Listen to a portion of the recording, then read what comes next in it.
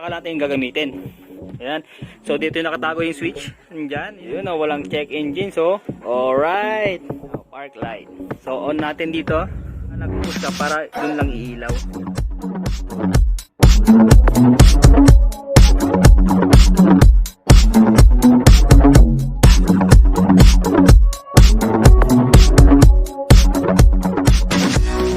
So alright mga boss, good day. So meron tayong dito FR207 na diode, 2 amp to, 2 ampere. Tapos meron tayong hollow switch dito. Ayan. Ayan, hollow switch. Tapos meron tayong TR1. Kasi project natin to sa Sniper 155 natin at lalagyan natin ng dual contact signal light. So ito ay TR1 yung brand. Tapos yellow white. So yung gagawin natin dito ay lalagyan natin ng hollow switch para kapag ka daytime ay papatayin natin at saka kapag gabi, tsaka lang natin gagamitin para hindi mabilis mapundi.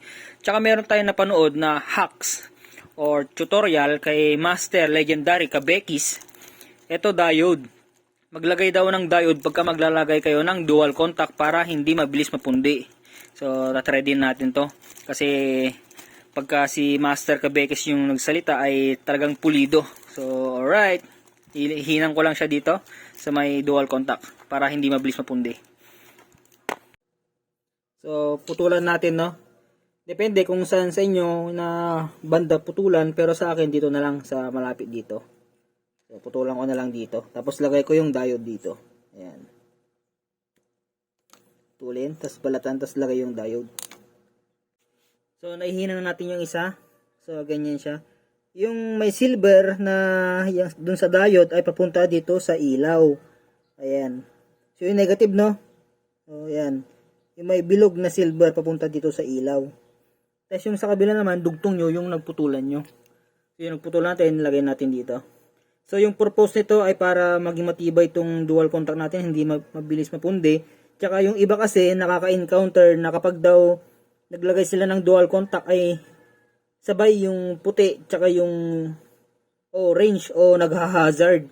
So, yung purpose ng diode ay para kapag pumasok yung kuryente, hindi siya bumabalik para hindi mag-hazard.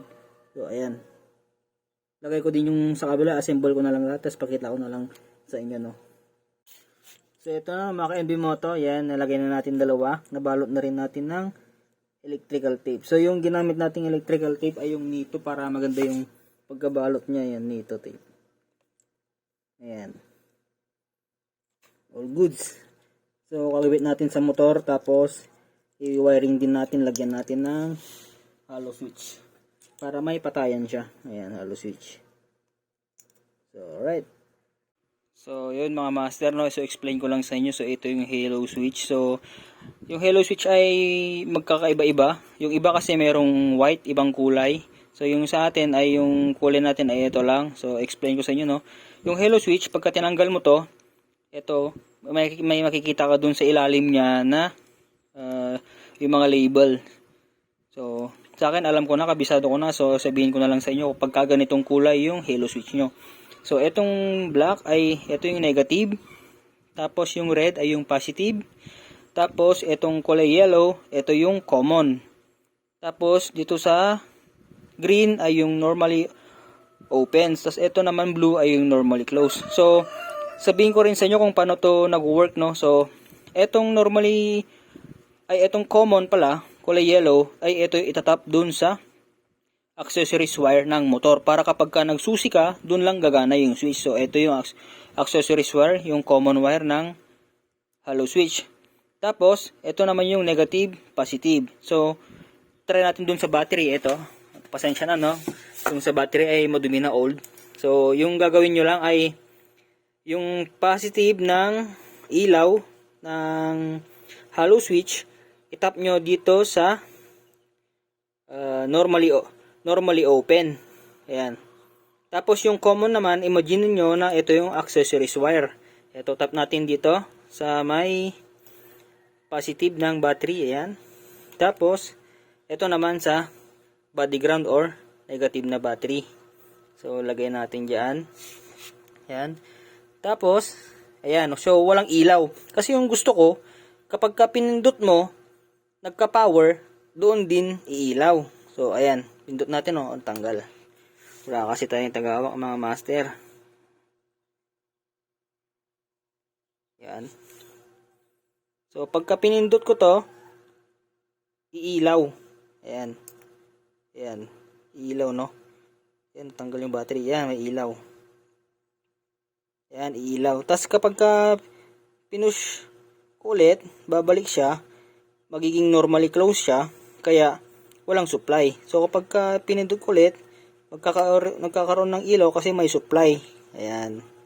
Depende na sa inyo kung ano yung gagamitin nyo. Kasi ito sa akin, mas prefer ko kasi yung paglalagyan ko ay dual contact signal light. Kapag nakailaw to, it means naka-open. Tapos naka-on na din yung dual contact ko. Kapag pinush ko, mamamatay yung dual contact, mamamatay din yung ilaw dito sa switch. So, ayun na. Alright. So, yun mga ka-NB Moto. So, nabaklas na natin. No? So, yung pwesto ng hollow switch natin ay dito. Diyan sa ilalim ng touch lever. Ayan. Para hindi na tayo magbubutas sa fairing kasi ayokong butasan.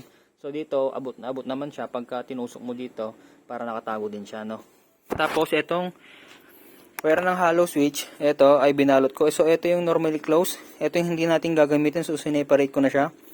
Tapos itong positive tsaka yung yung trigger ng switch ay binalot ko na rin, pinagsama ko na to kasi itong supply nito ay positive din to. Delikado pagka nadikit dyan sa body ground. So yung negative naman, negative yung black, so hindi natin babalutin yan kasi dyan natin ilalagay. Tapos itong common naman, yung kulay yellow, ito yung pupunta sa accessories wire, so doon tayo sa ignition magkakabit. So yung nagtapan natin ng ating MDL ay doon din tayo magkakabit, so extensionan lang natin to.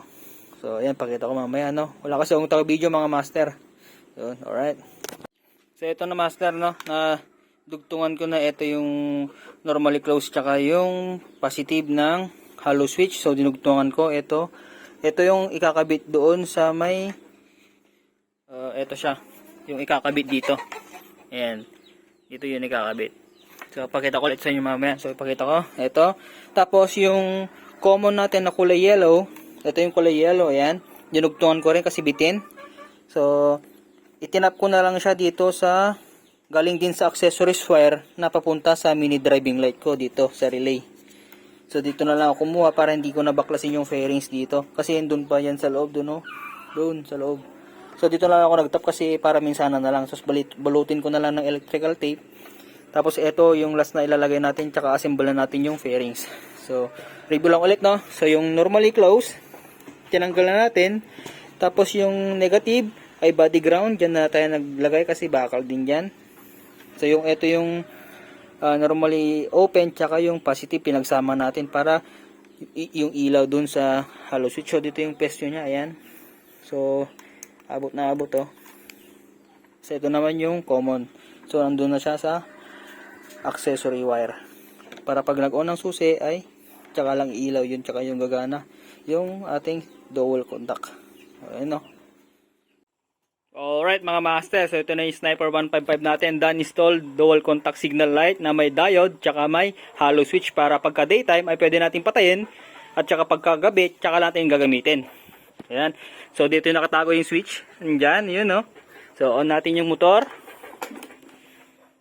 yun, no, walang check engine. So alright, so ayan, nakapatay.